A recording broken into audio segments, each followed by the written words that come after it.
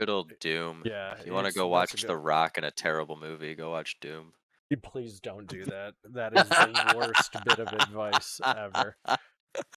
The movie is so bad.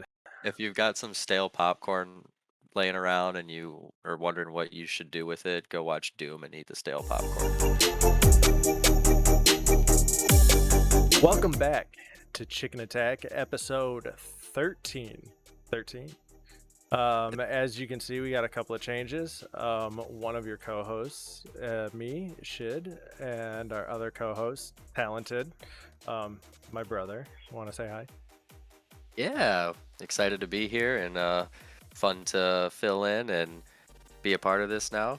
It's something that we had talked about doing for a while before in the past, and once you finally pulled the trigger here over the last couple weeks, been fun to just join in as an audience member. Now fun to participate. Yeah, it's we'll get into that in a second. But that We have some history, of course. Uh, I think I've known you what, like 30 years now? I don't know, so something like that. I don't know, how old are you? Are you 30? I'm You 30. you did just turn 30. That is true. Yes. Yeah, so to our to our normal viewers, our past viewers, as you can see, there are some changes. Valhaliant Costin decided to bow out for personal reasons, take care of some mental health stuff, just recover, come to a better place, and make sure that everything's all good to go. Which everyone should be talking about more than what they do. Mm. So do what you need to do, man. Happy to have you around hanging out in chat. By all means, if you want to come on for guest talk or anything like that, we're here. With that being said, kind of lumps us into one of the topics that I did want to talk about this week is mental health in general in video games. In creation, in content creation, like all the stuff that we don't often talk about. A lot of the things that get overlooked are stigmatized, and things that we should be paying more attention to. Mhm. I mean, I I myself, like, I mean, I don't.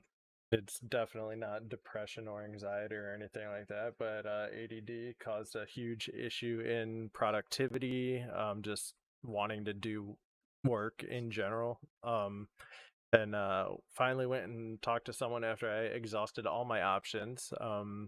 Got on medication, and now it's actually like super easy to just get work done and focus on even the monotony, like the really dumb stuff that no one wants to do, but like it was to the point to where I just like looked at it and got overwhelmed and was like, yeah, that's not, I'm not going to do it, and just procrastinate it, and that doesn't help anyone. But yeah, do what you need to do, take care of yourself. Mm. To chime in on that myself, I almost thought it was seasonal depression, anxiety over the last 4 years.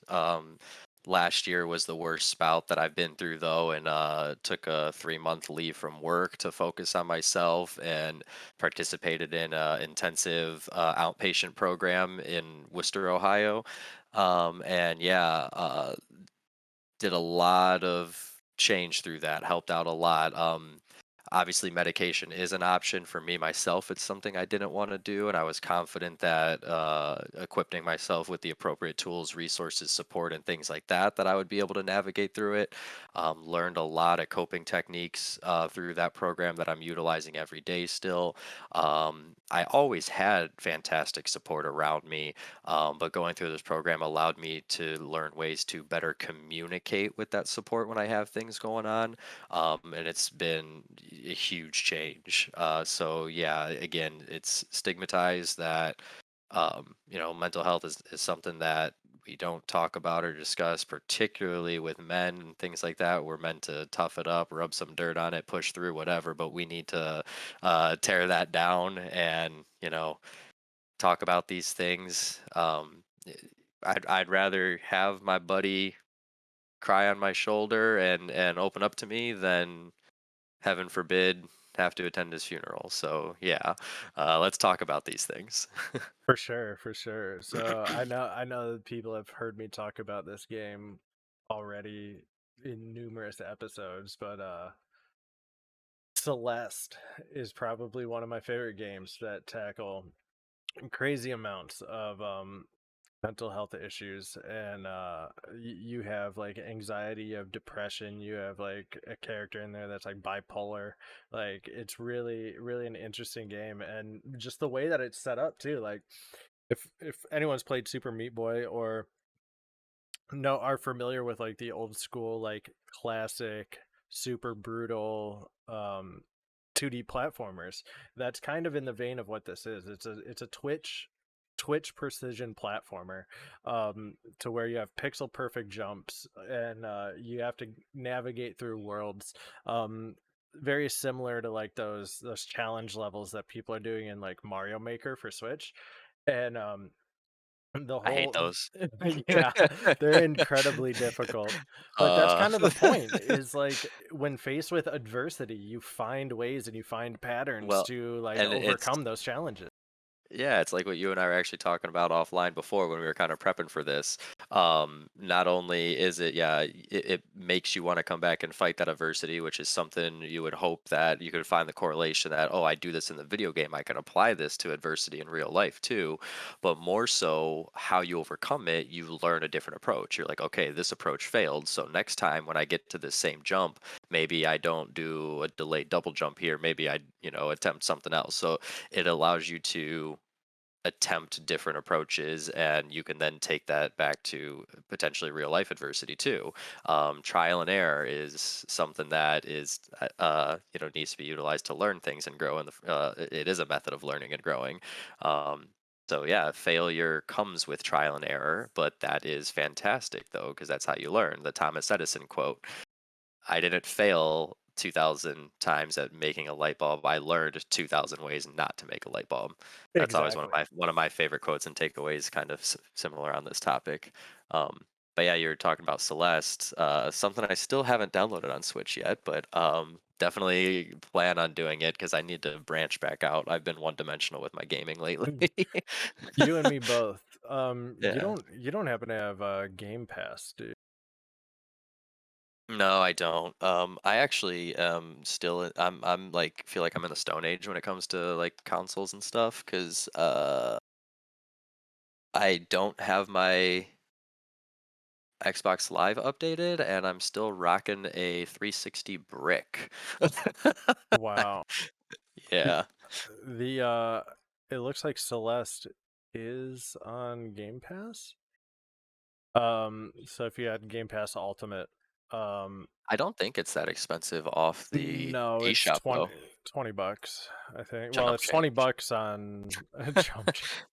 It's 20 bucks on the Xbox store. I don't know I'm what it I'm is gonna on the I'm gonna eShop. win in case you want the inside. I'm gonna win the 1+ billion Mega Millions jackpot here. That's already Um, won. You didn't follow the the news. 1 billion. Oh, the 1 billion Yeah, one the they other day. someone the I winning know I ticket should have was bought a sold in ticket. like Wisconsin or something.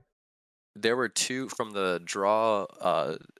Not to get too far off topic, but there were two actually draws from Ohio. They weren't the jackpots, but they were the match five, and you get the Oh, thou okay. or the million. And one of them had the multiplier, so that was so. So was this Friday night that the draw won then? Because they draw every Tuesday and Friday. So last Tuesday there were two hits in Ohio.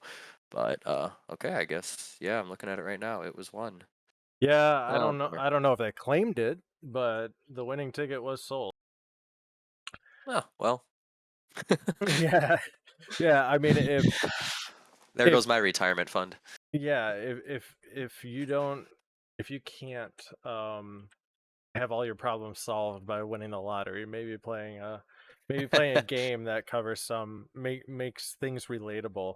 Um there there's so many games out there that cover like mental health and do it very well. Hmm. Um I actually didn't realize how many games were like the concept for the games stemmed from mental health. Like apparently Hmm. Dark Souls and like all of the Souls games are Yeah. like directly influenced by like depression and pushing through like death after death after death and like never actually dying. So it's Hmm. all about how to live. And it's a really interesting is allegory the right word? I think it is. I'm gonna go with that. No, it would be in that scenario. Yeah. But that's just the, because I you shared that article with me and I was going through it and we had these 15 games on here and I'm reading the synopses about each game and stuff. And yeah, like that's again what I was chatting with you about though, because obviously these are embedded in there. But I wonder if there is that correlation though, if the gamers who are potentially battling with these things are recognizing that and potentially, realizing they can pull things from this and apply it here. Because if not, I mean, it's great that they're making games like this and everything that are targeted at this and to try to help that, but maybe that's something that the gaming community just needs to be more vocal about in general, too. It's a way to still to attempt to break down this stigma too. Because that would be cool. Be like, hey, this game is meant for this, or I shouldn't say meant for this, but you know what I mean? It has these in here. So it's because for me, video gaming was at times just my release or de-stressor when I had my stuff going on, which is healthy to an extent, because it gave me time to relax, gave me time to calm down as I'm playing. I'm gathering my thoughts on whatever it is that I'm battling, but um, maybe wasn't allowing me to open up in ways that I should have been other places, But yeah, there's definitely you can find solace in that and consoling and gaming in general too. It doesn't have to be one of these games, but yeah, these games it's real cool. And yeah, I really like the Dark Souls, what you called out there, because again, that same thing of just throwing yourself at it over and over again, the adversity, and knowing that I can find out a way through it because that is Mhm. the objective, Yeah. and essentially that's also what life is, you got to Yeah. find you find a way through it, you're going to succeed. I think failure in the real world has too negative a stigma attached to it. I think too many people, and without getting on my high horse, he's saddled up outside. Without getting on him, I blame the education system for that. Just the way it's all designed for standardized tests and this and that and everything. K through 12, you're brought up with this negative stigma of I can't fail, da da da da da da da, because you don't progress to the next grade, you can be held back, whatever. So it puts that negative thing. But failure is necessary for growth. So Yeah, there. without failure you can't learn. You can't learn. Yeah. Exactly. You learn from your mistakes. Um, Yeah, actually, failure failure is the best teacher. The next best is learn the topic and then teach it to someone. yeah, yeah. Um, kind of talking about that though, like, for those of you who don't know, I have a year and 4-month-old daughter. So we have a lot of Disney songs playing in the house and everything like that. And there's that song from Oh god. Zootopia. Well, it's just the Zootopia. It's from Zootopia. And it's You have the now graduated to full-blown dad. You're quoting Disney in your like life lessons. I can start singing Raffi for you if you No, want. please, Um, God, no. but no, just quick, little correlation here. The song, yeah, I've never really, obviously, I hear it on repeat all the time. So I've really I hear the lyrics now. I've never really caught the lyrics until recently, but the one she's saying, I'll continue to make those mistakes. I'll keep making new ones every day. That's the takeaway if you for learning from failure. It's okay to make mistakes. It can be maybe a little detrimental if you're making the same mistake over and over again, and not learning from it, but new mistakes. That's what learning from failure is. Mhm. So 100%. And then like content creation and like what I've been trying to do and everything. It's really hard.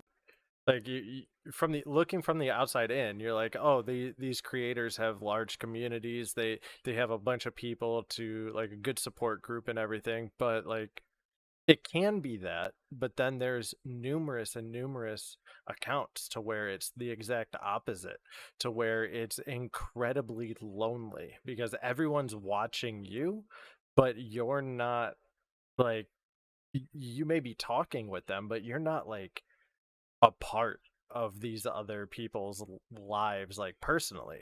So you just kind of feel like you could feel like you're just being watched constantly. And there there's also the other extreme to where people, viewers, will get overly attached to the people that they're watching, and like create a relationship with them in their head that is unhealthy and not Yeah. what's wanted. And yeah, it can be incredibly trying and pressing and difficult too. So like, if you're a content creator and you need to step away for a little bit, if you need to recenter yourself, I know there's a lot of people who have switched games because the communities of the games that they got big on just turned very toxic. Or like, the person, like, you put thousands of hours into a game, obviously you love it, but you're also going to become critical of it, and you're going to start nitpicking the things that you think should be better. But then the community will be like, "Oh, why do you hate this game so much? Why don't you just don't not play it?" And it's like, that's, you're missing the point, buddy. Yeah. But like that gets old too, and you don't Mhm. want to deal with that all the time. So I mean, do what you need to do to it. I mean, no amount of community, or like the people that actually care about you, are going to stick with you no matter what. Mhm. So just take care of yourself. Mhm. I was I feel like I gotta preface there because I chuckled in the middle of what you were saying, not laughing at what you were saying or anything like that, laughing about something that again ran through my head relating to Disney about what this Uh, topic makes me think of again too. please don't tell me. I'm thinking of one too. Is it from Encanto? Not in Kanto, Oh, okay. no. I was actually thinking Wreck-It Ralph because we talk about content creators, a thing where where it can start to get exhausted and anxiety can build up or depression can build up for content creators is if you focus on the comments. Yep. And there's that scene that Ralph breaks the internet where he finds the comment Yep. section and like that I can see that happening for creators, and Yep. that's where the toxic community can live for creators and Hmm. things like that. Well, I um mean, we spoke about this a couple weeks ago, just on a phone call when we were catching up one time. But like, when people when people complain about something, it only needs to be worse than 50% of your overall experiences with that topic. But if you're going to say something good, if you're going to praise something, it needs to be in the top 20% of all your experiences ever. So, just by virtue of that, people are going to complain way more than they give compliments. Negativity is always louder than positivity. Yep. An interesting thought on that. I know I mentioned offline to you Gary V, and I was telling you about some of his stuff that he talks about, and he does talk about this negativity versus positivity, and the reason he feels or negativity is louder than positivity is because positivity has an inherent silent strength that people don't feel that, like, individuals maybe, and again this is just his theory and stuff, but I think it's interesting to maybe explore or chat about, especially when it applies to this topic. But yeah, that like individuals, they think they have that positivity, that silent strength within, that everybody maybe experiences that, so the positive doesn't have to be shared as much because they think that positive is just everywhere, maybe just because of that inherent strength.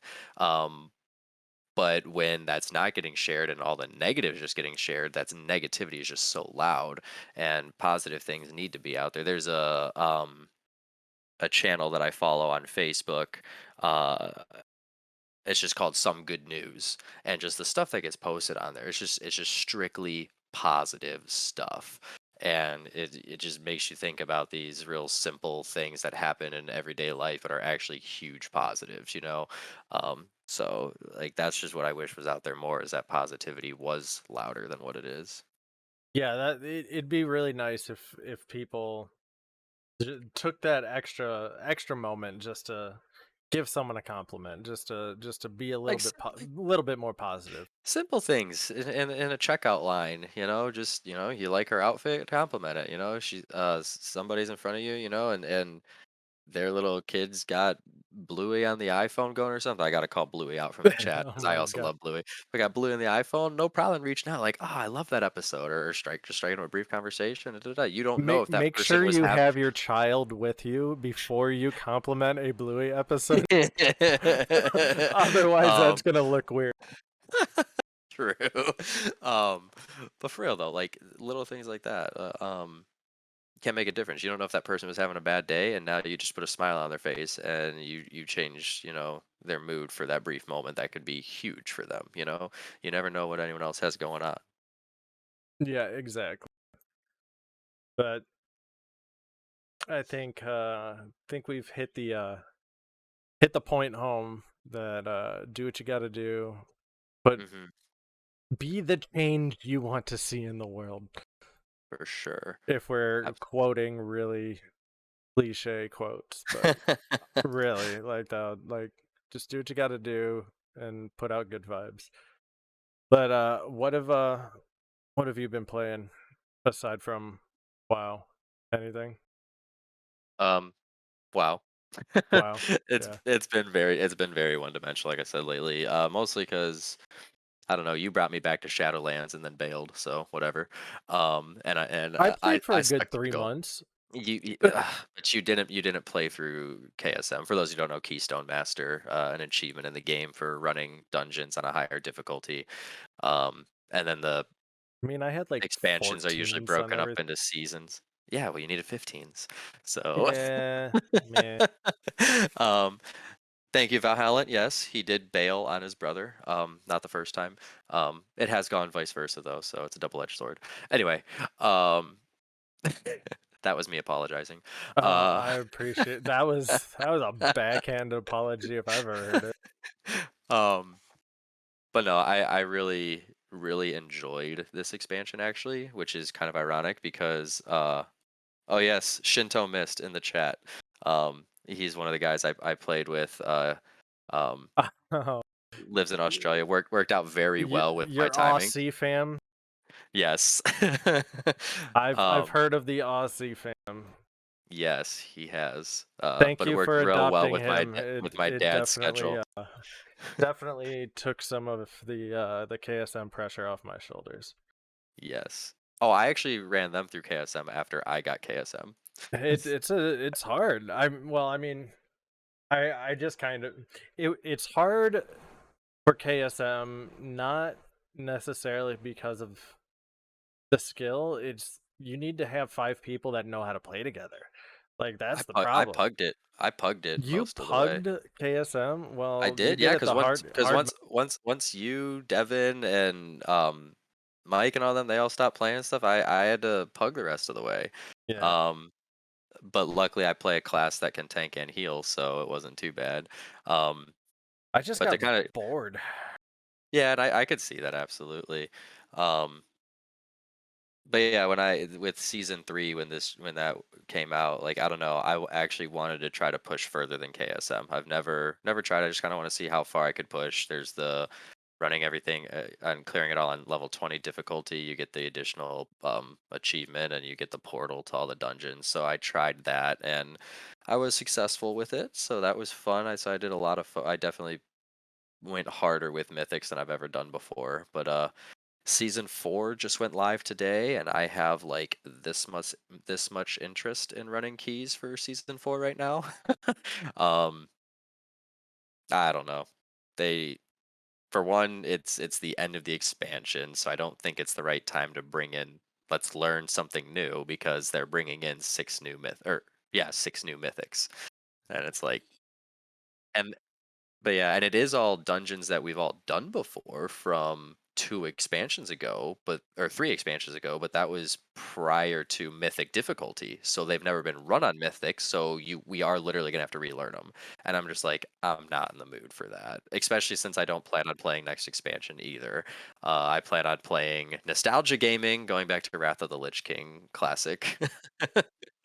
But So, unfortunately, due to some technical difficulties, my microphone dropped out through this 8 second, 8 minute portion of the podcast. During this time, we talked a little bit about some of the molten core fights in Vanilla WoW, the nostalgia factor of the game, and Yeah, why I could not get I'm back into cross it. So, unfortunately, we're missing by about 8 minutes here, but the we'll road pick up right where we left off. pushing into.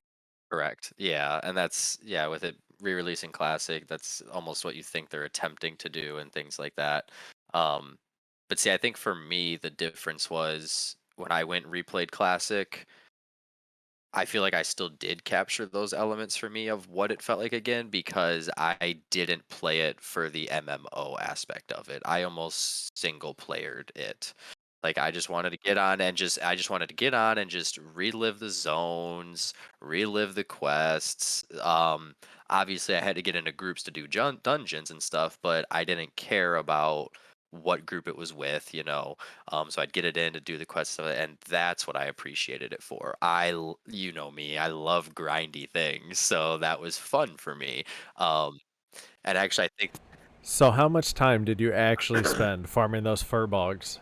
oh my god, and oh dude, and that's the night that mom caught me in the basement at like 3 a.m. in the morning, and I got yelled at. I got grounded for 2 weeks. That's all I did. So I did that this time around too, not for the Brightwood staff though, because I actually got the ZG staff. Once ZG went live, there's a BOE staff that drops. They're buy not equipped for those who aren't familiar. So if somebody else gets it, they can actually sell it to somebody else. So I ended up buying that one once I racked up the gold for it. But I still did farm those guys for my auction house sells because they dropped a lot of cloth and I actually leveled professions this time around. Uh-huh. So I was making moon cloth, selling moon cloth, making fell cloth bags, selling fell cloth bags. So that's what I did because again, I chose not to raid and stuff like that, but I just wanted to just I don't know. Yeah. I liked the no fast travel. I liked because to me that's what drew me into World of Warcraft from the get go. It You really like the was a world. well, and because that's what it was. It was a real sense of immersing myself in another world. Mm, Now, what World of Warcraft has been, now what it's come to, obviously I still enjoy it, but now it's more immersing myself in a hobby mhm. because of how quickly everything can be achieved. Yeah. I can actually, if I can find 45 minutes in a day, I can accomplish something in World of Warcraft now, where back then, I don't know, 45 minutes and you weren't really You maybe might getting kill much one done. furbog. Right? Yeah. With the travel time and flight mass, first I got to acquire the gold to pay for the flight Yep. because flights Yep. were actually a thing you had to worry Yeah. about. But But anyway, yeah. I mean, this we is spent a actually a lot of good segue. You said that you wanted to talk about nostalgic gaming. yeah, Nostalgic games and nostalgic gaming. yeah. And I think we're actually hitting on one of the talking points are is why gamers are drawn to nostalgic games. And when I think of nostalgic, I think of right now how everybody seems to be re-releasing everything. We talked about the 3D Mario All Stars, which that was an anniversary thing, so I can appreciate that. But just to replay the Mario games, I bought it, but I only bought it to play Mario 64 because I never played the other two. Guilty. I've never played Sunshine or Galaxy. I should. I have them now, so I have no excuse. I've never Um, played Sunshine, but I did play yeah. Galaxy. Galaxy's great. Um, But I think we actually are kind of maybe hitting on some theories as why gamers are drawn to nostalgic games, which I guess I could kind of maybe do a quick research to see if there's anybody done any I'm like polls Yeah, on this. I don't know if anyone's actually looked into like the marketing aside from just like it's it was so big in its time that you can actually resell stuff. So I mean, Oh, not to for some of those games themselves, Mario, the name itself yeah, is gonna pull you back. But like Spyro remastered, they have the Spyro yeah. fired up trilogy for the Switch. I had actually never played Spyros before, but I did buy this because I don't know, I thought I'd give it a shot. But like, yeah, what makes you come back for games? So maybe Does maybe it that's a hold up? question. Have you Maybe played it? that's the question. Oh, I have. I haven't beaten it yet. I'm enjoying it. Lindsay and I actually bought it together because she played Spyros. Mhm. So when we got her a Switch and everything, it was a game that we bought to play together for a little bit. On our date nights, because that's what we do Your at parents. times. Oh, this was pre-parenthood. Um, Did you ever play Banjo-Kazooie a on the little bit, 64? a little Have bit, Have you seen Ukulele?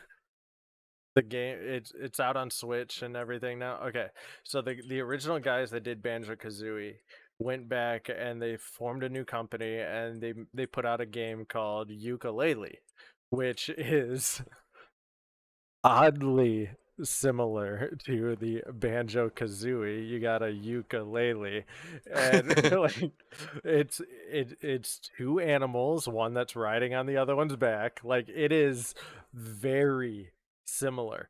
And it's done. The game is done in identical fashion. It's a puzzle platformer that looks like this game could have ran on the N64. It I have it. I haven't beat it yet, but I loved Banjo Kazooie. I loved the audio. I loved the gameplay. Like just everything about it was so good, and this game just captures everything about that. And I think this is how nostalgia gaming should be. Is we mhm. should look at games that really had that we had these like visceral emotional responses to and then make an homage to them in the same vein. But with a Where new game, new yeah, content, things yes. like that, So that that way bring you that can vibe back. yeah, you can experience the feeling and the emotions because the gameplay and like the formula is exactly the same, but you're playing it for the first time. So it kind of I like mixes that. both of That's those. cool. Yeah, I like that. Which I mean, do you think that goes along with what you're saying about Celeste and maybe how it correlates with Super Meat Boy, or no? Because I haven't played, again, I haven't played Celeste yet, but Um does it give I mean, you said it feels yeah. Super Meat Boy, but is it nostalgic to Super Meat Boy? Well, no, I mean they're both I would say modern games, but Okay. if Yeah, I was that's to true. relate it to something, I would say like Mega Man without the shooting. That's funny that you literally just said Mega Man because I was thinking about the next thing I might want to ask you on this topic and something I think that could be fun to think about with what you're just referring to, that approach to nostalgic gaming. What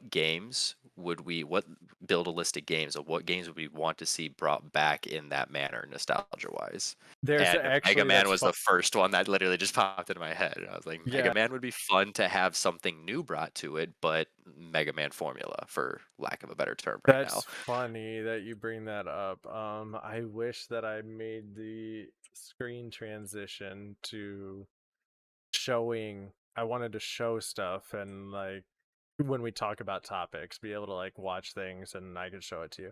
But we'll do that later for future episodes. But right now I'll just explain Nah, it. let's troubleshoot it live right now. Oh, That's what they all troubleshoot. want I mean, to I could just bring it up and see. show it.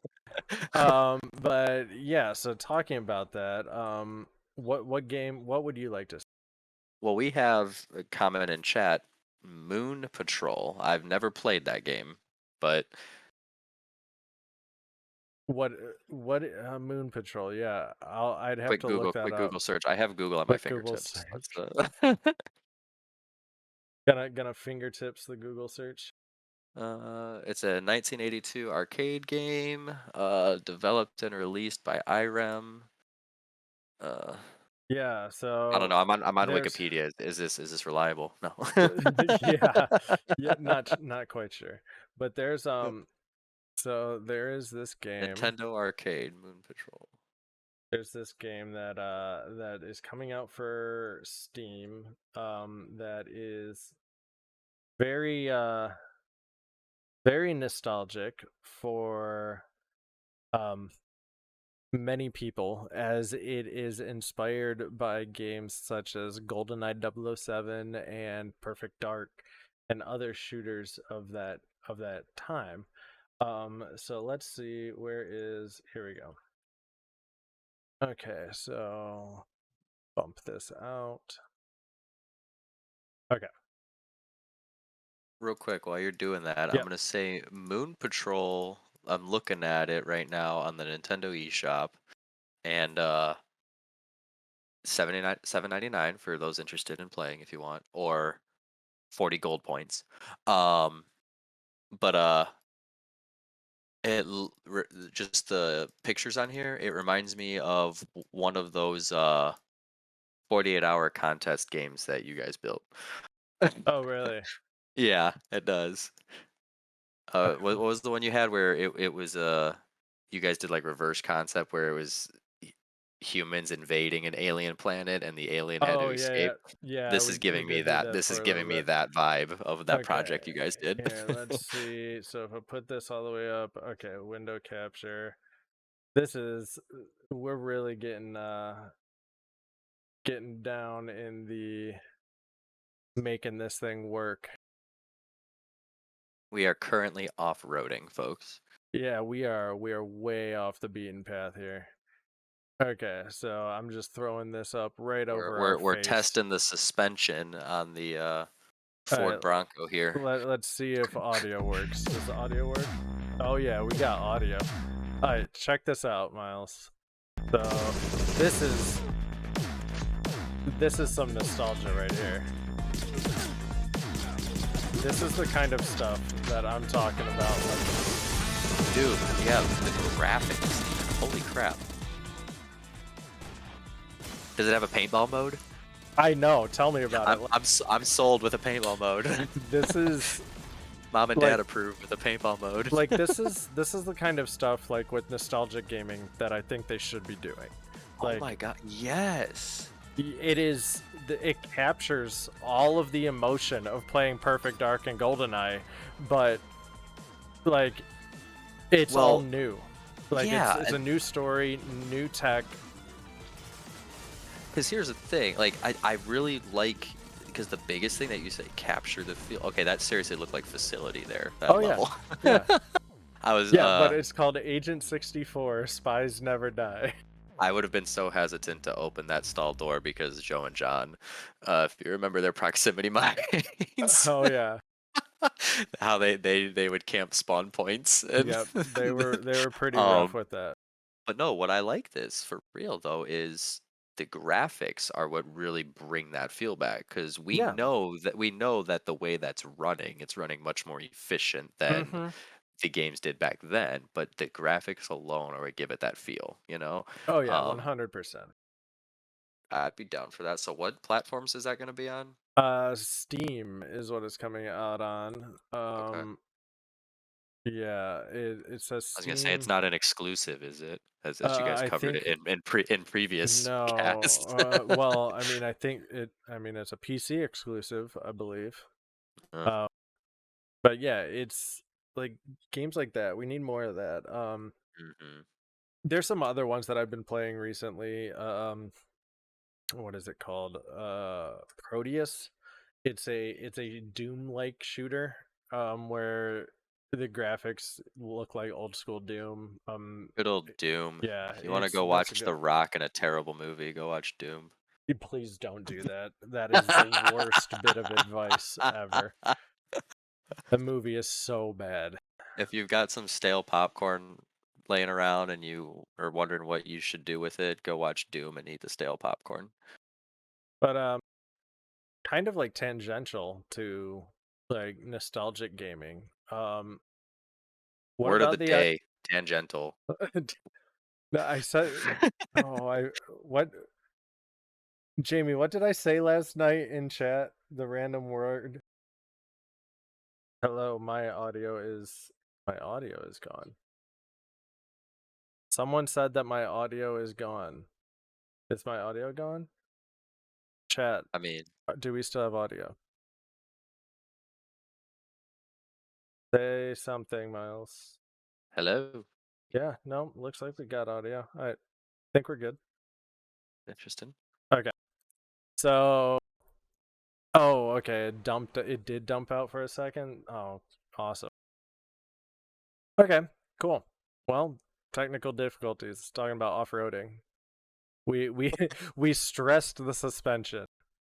Um, but what about allowing, like, we're kind of getting into some weird legal stuff here with this topic, but um allowing people to back up their games. So like you make a digital backup so that way you can play it in an emulator or whatever. You don't have to worry about ruining the disc, you don't have to worry about ruining the cartridge, you don't get wear and tear on your console or whatever. You can play it in a protected manner. That has been held up. You're allowed to do that. But then let's say you want to start modding those games. Um that's where it gets a little gray area if you're using like copyrighted stuff to do it, if you're making your own, what have you. I think that we should allow that. And I almost think that like developers should support um player made content. I mean, you have Halo with the Halo Forge, which the Halo Infinite Forge looks freaking phenomenal. It looks like it's gonna blow everything out of the water, and it might actually save that dying game right now. But that's a whole nother conversation. But with Breath of the Wild, there's a mod out right now, a player made mod that you can play split screen co op through the entire story. You can play the I got entire game split screen co op. How I sick got is so that? mad at you when you told me that this was on the modded version. Like I thought when you shared this link that you're like, "Oh, this is something that's in development for Breath of the Wild 2 or something." Because I was so excited to talk about this then during the podcast, and this was the case because I was gonna tie it into this. Like, if they were doing this, yeah, this would give that because I miss split screen multiplayer.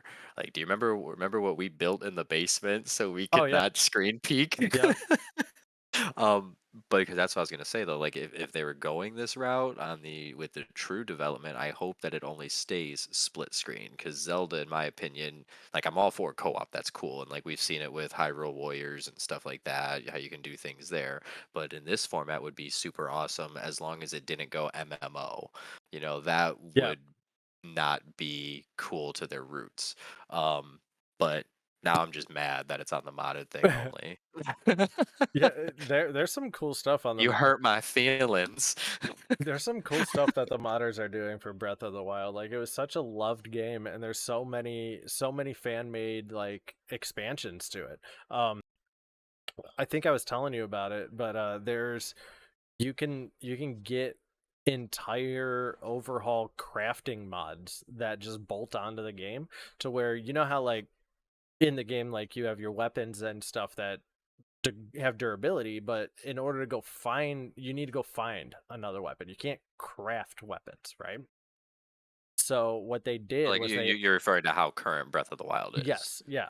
Okay, So yeah. there's a mod that you can download and attach to the game that adds a plethora of new gathering items that you can use in their full featured crafting add-on that allows you to make weapons and armor and shields and stuff like that, It almost which sounds like they're taking pieces of Monster Hunter and putting it into yeah, this. yeah, which I think they should have done that from the beginning. Like I don't understand why the only thing out of you can gather so much, but the only thing you can craft is food. Like what? Yo, yo, Like why? What talking what are about you Breath of the doing? Wild food. What the unofficial Legend of Zelda cookbook? Oh Jesus Christ! Yo, this book, it gives you ideas of how to make it in real life, and it quotes the in-game recipe, what you need to Oh collect wow! and gather to get it in-game. But Call out to my bestie Heather Lowe. She's the one who got me this as a gift one time. that's hilarious.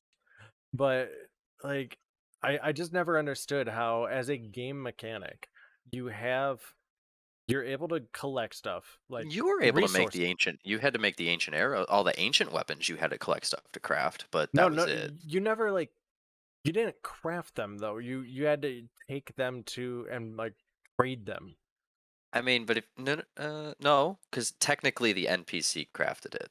Well, But okay, so that's what I said. like We're splitting hairs there because it I was should be able to crafted, like but craft that on the go. Like if you're gonna put a system in Oh, there I to where so you I have like okay. breakable gear, and like some of those weapons are like incredibly hard to find, and they're like limited in the game. If I like some of the elemental weapons, like there's a set amount of them that you can find from like treasure chests, and you can't open the chest a second time. So like I just don't understand how if you have something that can break, they don't allow you to make more. Like it seems like all of the pieces were there too. Like you had the electric cho So jelly that you could use yeah, to, like it just seems like they wanted to do that, but they just didn't. yeah. But I think how they covered it though is all the weapons that aside from the guardian weapons, which those can be crafted. I get what you're saying though, you can't craft them on the go, so that kind of defeats the purpose of the gathering. Like you gather and then I can't make it right then and there. Yeah. I have to go travel to this place and have this dude do it for me. Yeah, I mean So at that I point, follow that piece, but I think where they covered what you're referring to about can't open the chest twice is aside from the guardian weapons, every other weapon that breaks and you can't get from a chest again, all the NPCs do have the potential to carry those weapons, and every single one does respawn with every blood moon. So you can mhm. still actually you never actually run out of the weapons. Okay, yeah, I guess. Even if you did open every treasure chest. And see, Yeah. I know this because I've spent over 600 hours in the game farming the Koroks. I've seen That is plenty of blood moon, ridiculous. and plenty of blood moon. That 600 hours in that game is Actually, insane. Well, I mean, I let's shouldn't really actually say check it. I'm anything. gonna check it live to oh bro, you wanna talk about time in game? Like let's go check our WoW times and you have more I characters than I do. I don't know how much time I have in WoW, but I do know that in And Tarkov, is this gonna be legible? 605 hours. Boy, was I spot on. Breath of the Wild. I'm now up. We started playing Escape from Tarkov last January, and I am now up to like 2,200 hours, something like that. Like it's Jeez. yeah, So my next highest game is Mario Odyssey at 85. that is a great game though. I need to play that Fantastic again. game. I've No, been meaning to play a lot of so those. that can come back to the nostalgia conversation. I love how they integrated that in there. At some points, you had like the 2D Mario thing that you had to Hmm. do for certain parts. That was a Well, what was blast. it? New Donk City. The entire thing was modeled after Donkey Kong. Mm-hmm. So like that was really cool. And then what was her name? What was the mayor? The mayor. There's some tie-in, some nostalgia tie-in to the mayor of New Donk City, with Mario. I can't remember what it was. Looking it up. But yeah, it was a cool little nod. I think it had to do with Mayor, Donkey Kong. Mayor. Why can't I say that word? Mayor. M- That they're the mayor. Mayor, Mayor Mayor. Pauline. Yes. I think what was she from? Mario So here we family. go. Pauline, Super Mario. She was Damsel the in distress. damsel from Mario versus Donkey Kong. Yes. Ah, Yep. So she is now the mayor of New Donk City after Mario saved her from Donkey Kong. there we go. But yeah, there's some really cool stuff that they did and tied back into. Yes. Um. But yeah. What else? What else do we want to chat about? Well, there was an opportunity for a segue in there, but we passed it. But I can come back to it. When you're Yes, talking please about circle back. talking about Zeldas and stuff like that, and um, all the mods that are out for that one, it also just gets me thinking about speedrunning Zeldas. Mm. And the reason, like that segues, I think, into the other topic that we had here, was the feel that you have in here about the CZKZ maps. Oh, Um, yep. that gives me speedrunner vibes. Did obviously. And when I was reading that article, yeah, I was reading that, and the guy talking about his world records on there and stuff like that. you never played those jumping maps with us back in the day, did you? No, on the So Counter Strike, yeah, no. so Cole got me into those a while back, and there, I've never seen any, I've never seen anything like that in any modern game, and it was such an interesting idea. Um, so in Counter Strike, like anyone who's played Counter Strike or Half Life knows that you run faster with your knife. Hmm. But did you know that you run the fastest with the scout? So if you have the scout sniper rifle, you actually run faster than you do holding the knife. And then I'll do you one even better. So if you run straight at a ledge and jump, you go your character acceleration in the code goes from 0 to 1, and you can't like go past it. But if you run at an angle and then turn as you're jumping and wiggle your mouse, you'll go past 1. You'll go past the threshold of max acceleration and actually get a longer jump. So people found this out and they built these jumping maps, these crazy platformers, to where you could literally only make pixel perfect jumps in a first person shooter. Like you could jump like around a wall, like jump off the edge, like turn your character to the left and do like a U-turn in midair and land on like a 1 pixel thick like twig. And it was just like the weirdest concept in a first person shooter, but they were so challenging and so difficult.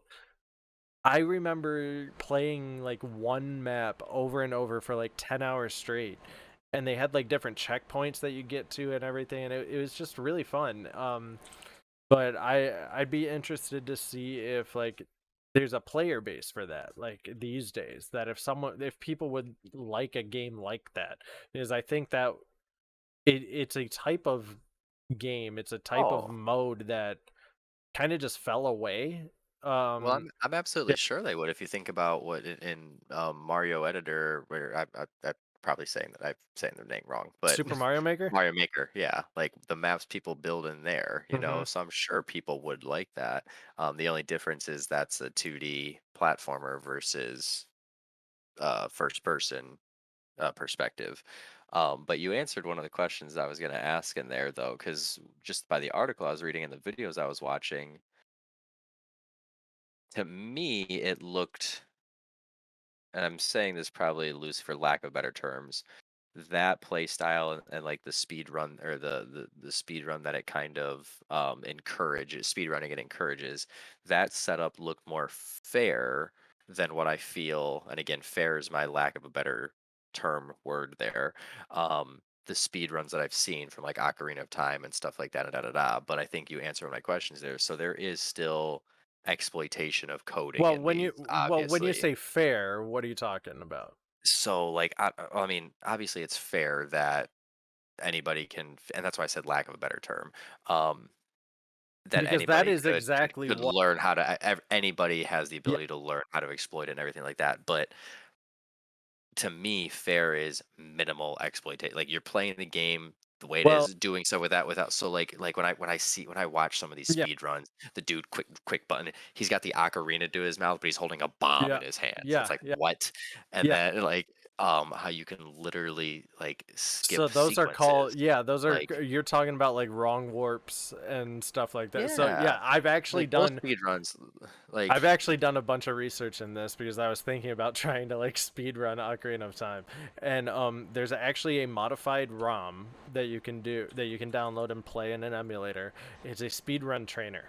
So you can load up those specific points and learn and test and practice those like wrong warps and those like back jumps and everything that you need to do. But that's exactly what the speedrunning community is they poke and prod and exploit and figure out these holes. But the that's only part holes of it. feel to me just a little goofy though, like That's because only part I of it though, because yeah. there on like speed. I forget what the website is, but the site that catalogs speedruns, I think it's like speedrun.net or something. Um, but they have different categories. So there's an any percent category, any percent, any exploit. It's just get the whole. The objective is get to the end credits. That's it. Hmm. So you can Yeah. do whatever the hell you want. But then for Ocarina of Time, there's also the spiritual stones and the medallions. Hmm. But you can use exploits. So Exactly. you That's have what to get bothers through me. That all of there's it. people that yeah, some of those they And then show there's that they. also there's like end credits no exploits, which Yeah. there's still ways to you're not the exploit is like loosely defined as you can't manipulate the game's memory to where that's when you're playing the ocarina but you have a bomb to your mouth or something like that. So the way that that works without getting too technical is during different transitions of scenes, the spot in memory that says this is the ocarina gets redirected towards here's where the ocarina is, but it's actually a bomb. So Hmm. doing that manipulates some of the code, and then when you go to do a teleport, it's looking at one spot in memory to teleport you somewhere, but that memory is corrupted, so it takes you to another location. But there are things to where you can just like roll through a wall or like bypass doors by doing like Is it um but that's the not considered backward run an yeah. example of that And too? yeah, and that's not considered an exploit because you're not manipulating the code, you're just squeezing your character through like game geometry. Yeah, So and like that stuff I'm fine with, yeah. but that's why. So in that scenario, what you're saying with the mouse and the way that they did that or whatever to bypass the max acceleration, like I don't know, I feel like that is that would that be Oh, it's like I'm ignorant to this. Is that a I code mean glitch or not? technically yes. Because you're exceeding the max that it's supposed to be there. I guess technically I guess you could say that. But I mean it's just that's just a part of the game and the way that it is that it's just like I mean if Valve goes back and fixes a 20 plus year old game and But says, "Hey, obviously, we're going to change that," then but to what you were just explaining, it's not corrupting the memory or anything like that, and da da da. no, So no, it's it's almost just you could almost say it's the equivalent of that wall roll yeah, because obviously that wall is supposed to be a limit also, but yeah. they're getting through it. So I guess I could live with that It could then. go So yeah, both because ways. but that's why that actually kind of had me a little more excited because it feels more honorable to me. I guess is what I will say is my I'll change my No, term. no, I'm gonna take the opposite here. Like if you're clever enough to find a hole somewhere and find a Oh way no, to by make the yeah, like game like I'm not. perform in a way it's not supposed to, as Let long me yeah. as you're Let me doing say it that. with the controller and you're not plugging it into like a computer and like injecting stuff, have Mhm. at it. Like that So stuff's yeah, so interesting to me. let me actually go and say that then, because if we have any, speedrunners, world record guys ever listen or anything, I am not trying to downplay your accomplishment. That obviously in itself is very cool, very impressive, because even with the what you're doing with what you found to exploit the code and those holes and everything, you still have to have the appropriate reaction speed and time to still pull off everything, because we're talking millisecond reaction time pretty much and stuff like that. So it is still ridiculously impressive. For me though, it's not the type of speedruns I like to see. I like the integrity of the game they're still playing through everything the way it was intended to be played through as fast Hmm. as you can. That's why I really like the open world concept and no direction to Breath of the Wild, because you can run straight from, the Shrine of Awakening to Hyrule Castle and go to fight Ganon if you wanted to in just your loincloth. Yeah. Like you can, and people have done that, and you just use what weapons you gather along the way. It's a long flippin' fight. But like you can do that. So to me, that's a fun speed run what they do in Breath of the Wild. But yeah, coming back to, I definitely think there would be a Here you go. fan base for that. So Ocarina of Time. So if you go to it is speedrun.com, Ocarina of Time has the different categories they have is any percent, 100%, all dungeons, Hmm. GSR. What is GSR? Okay, GSR is defeat Ganon after completing the following objectives: gain a light arrow, get magic, and have a 30 quiver. Okay, so that's more. They made their own like thing there. They got a glitchless one. So the world record for glitchless is 3 hours and 36 minutes. That's any percent. The 100% is 5 hours and 41 minutes.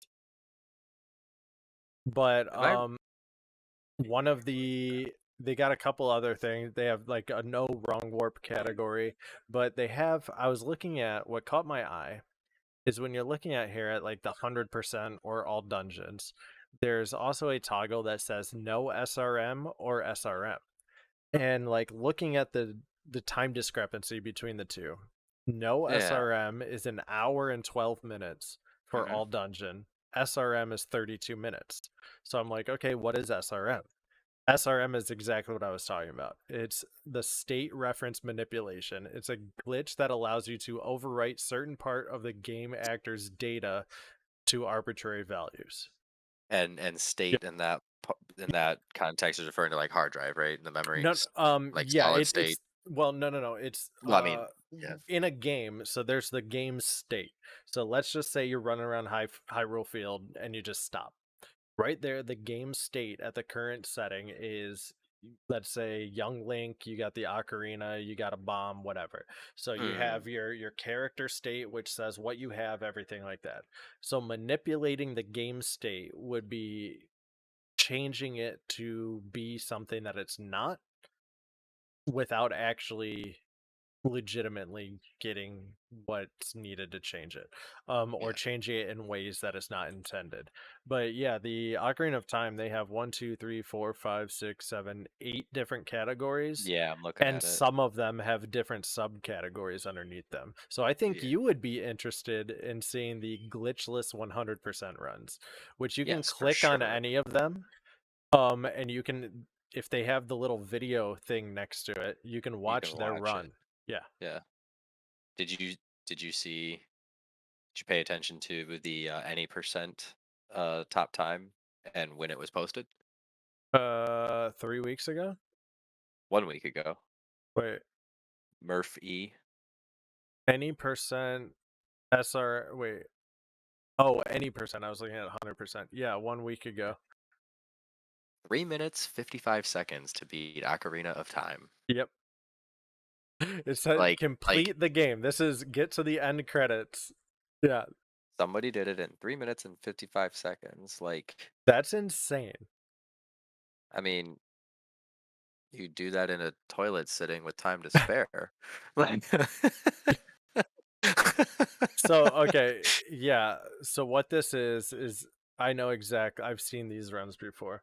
So he gets the sword. You go to the shop and you do some memory manipulation, and then you crawl back through the hole to like where the sword is, and you back up and you back into a hole that then triggers a wrong warp to where you warp to the top of like Ganon's castle or something at the very end of yeah, the screw game. this. I mean, we got time left in this podcast. I'm watching this. I have three Yeah, minutes and 55 seconds available right now. May it as well just is watch it. it is absolutely ridiculous. And like the way that they do these moves and like Yeah, it's literally the yeah, breakdown. Sword, shop, crawl space, end. What? yeah, yeah, it is ridiculous. Does he kill anything?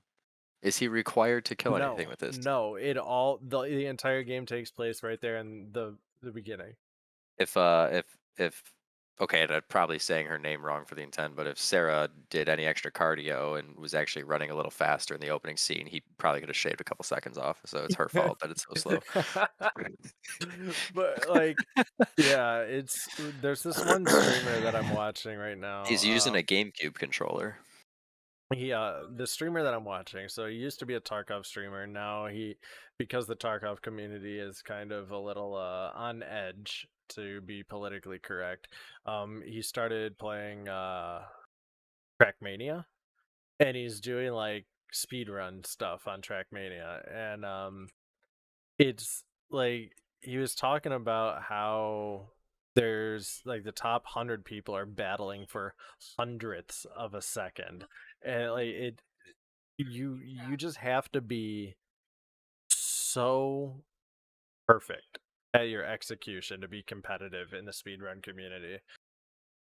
I just think it would be cool to post a time, like just be like, yeah, that one's mine, and then just never do it again.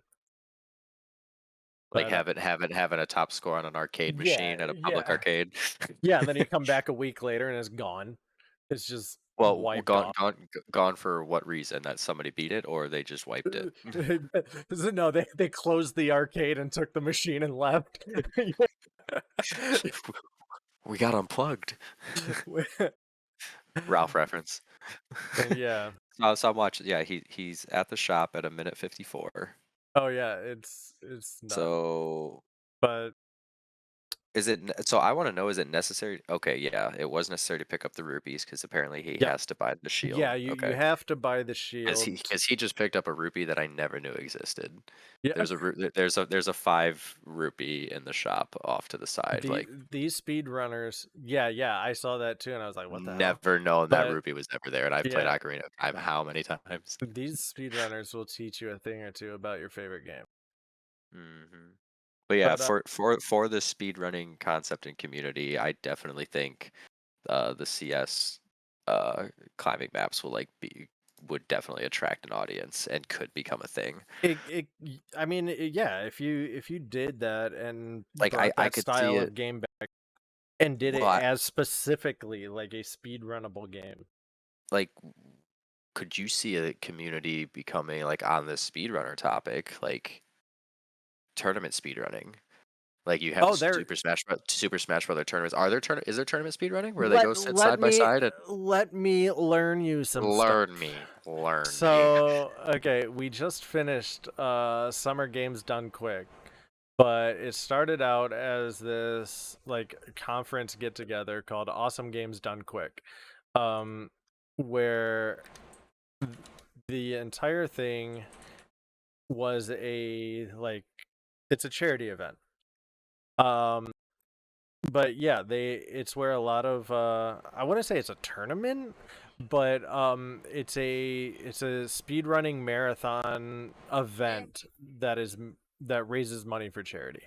Their whole thing is Doctors Without Borders and the Prevent Cancer Foundation. They've been doing it for years now, but the tournament aspect of speedrunning is the website that I just showed you, speedrun.com. So that's where everyone posts their things. There's when you click in the category, you can look at the rules as well in the top. Um, you have to submit a video run. Someone needs to go in and like verify it. Like there's a bunch of different rules and everything, and it is a big community. But yeah, I don't know if there's like a competition in person. That'd be interesting. Well, that'd be fun. I think that would draw an audience too, because obviously people go to live Smash competitions and Oh watch, yeah. and that would be fun. Another one that I think could be fun with this is the Portal games, for Oh things like yeah. that too. Portal's been speed ran like But as a competition thing, which then actually a an audible topic that I just kind of want to chat about now. Maybe just, have you ever been into like tournament style gaming, like those type things? Like, if you could do it, would you do it? Would you compete for those with those types of games, or at any video game competitively? Would you do? I used to play competitive Counter-Strike in high school. We played in Cal. We were on a LAN team. We played our team name was Perplex. Oh yeah, y'all Yes. sucked. Yeah, we weren't great, but I mean we weren't like horrible either. You played that. Everybody played the dad Shid model lead crew. Yeah, yeah. Yep. Yeah, For audience listening, the Elite Crew model in Counter Strike loosely resembles our father. Hairdo, it was pretty jawline. uncanny at one point. And Dad went a little gray and all of that fell. I actually think Mom and Dad are listening right now, so that's They are. hilarious. They are. I got them in tonight, so I'm actually gonna have to send Dad a screenshot of But what it looked like. the portal out of bounds record is 5 minutes and 55 seconds. Glitchless is 14:31. Yeah. So interesting. Yeah, there's Okay, the current model of him doesn't look like Dad anymore. The high res 4K no. whatever Gotta doesn't get look like we're Counter-Strike talking. 1.4 leaked. Oh, what's a good one that I'll have to get for him? CS 1.4 leak crew. That's what you need to look up. Oh, here we go. Found one. Boom. Get that to Dad. Yep.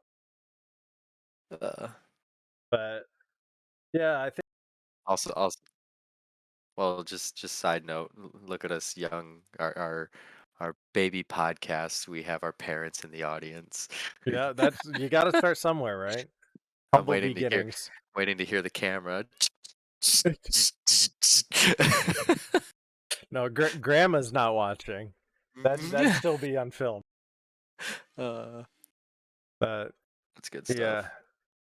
Yeah, But but yeah, anyway, I was just gonna say with the competition stuff, like I follow MDI, but coming back to WoW, the Mythic Dungeon Invitational and stuff like that, and with my Australian buddies in chat, they actually did sign up and do the MDI. Um, I wasn't playing with them, so of course they didn't accomplish anything. But they um no, they're talking about how fun it is because I don't know if you've done any look into that, but the yep, MDI obviously is on its own private server, and yep. you spawn, and there's vendors, and you buy all your gear and all the enchants, and you got to set all that stuff up from the start. But you literally just get to buy all the max stuff and then go try to push what you can. Um, and I watch what these guys do in the MDI tournaments and stuff like that, and it's like, dude, that if I could or had a team that that So would be fun to do. I'm looking at the rules right now. So how you compete? It says teams You practice can and sign record up their best time. individual. Well, You can yes. sign up as an individual, and then people like potentially recruit you if they like need a Well, reserve yeah, or yeah. yeah. It says that the teams practice and all your times are posted to Raider IO, and the top 24 teams move into group play. Um, and then the top 24 are divided into 3 separate groups of 8, with one group competing each weekend in a head-to-head best of 3 double elimination. Yep. So yeah, that's ridiculous. But yeah, these guys are insane. But you can't compete. You don't use add-ons. You need to use Mythic Dungeon Oh, tools. oh, I do have Mythic Dungeon tools, mostly just for route building. But no, so like don't get me wrong. Like if I did compete and I was doing something like that, yes, I would use every tool available. But when I'm playing the way I play, mostly pugging and stuff like that, I like to keep it challenging and interesting for Yeah. myself. Again, because some of these add-ons I feel take away from the integrity of the game, and that's Oh just what God, no! I gotta give myself the every edge possible. that one I'm getting on just to be a little casual. I don't know. No, I casually play to be the best of the casuals. The I best of well, the casuals. back but yeah back in the Counter Strike days we would call that a pub stomper. So you go into a public server and you just stomp on Oh, kids. oh, oh, yeah, Yeah. yeah, yeah. And you see that in in like the current Call of Duty community and stuff like Mhm. that. Well, maybe not now, because isn't it now? I haven't played, but isn't it Match made. No, the format is a battle royale format. Oh no, well, Which yes and you do no. come in with teams, but I'm talking Well, like back that's like multiple. Yeah, but like That Black Ops and Ghost and Black Ops 2 and stuff like that, you'd see people and you would see in the lobby like, oh crap, all these guys are partied. Like we're done. Yep. Yep. No, that used to be fun. That used to be a Um, blast. But I think we're getting to the end. Pretty much. Yeah. Thank you all for joining us tonight. This was definitely the biggest turnout that we've had so far. So let's keep the momentum up, and hopefully we can see y'all back next week and the week after and the week after and the week after and in perpetuity. You're now one of us. That's your Google calendars. Yeah. Yeah, give me your email for our mailing list, and I'll send you a calendar invite. We will not um, use it. We will not use it for any product offering, merchandise, this and that. No. yeah, I will No, now not we're getting into share. legal stuff. We would have to put privacy sharing, all this and that. But Nope. this will be available for anyone who wants to listen in audio format next week. It goes live Tuesday mornings on Google Play, Apple, and Spotify podcast platforms, as well as obviously Anchor FM. If you want to watch the video, which I don't know why you would want to look at these two ugly mugs for another hour and a half, check YouTube next week. But aside from that, Yeah, two ugly mugs. We look like the 1.4 version leak crew. Um, thank you all again, and have a good rest of your Tuesday evening. Take care, everyone. Happy to be here. It was fun, and thanks for watching. See you next week. Peace.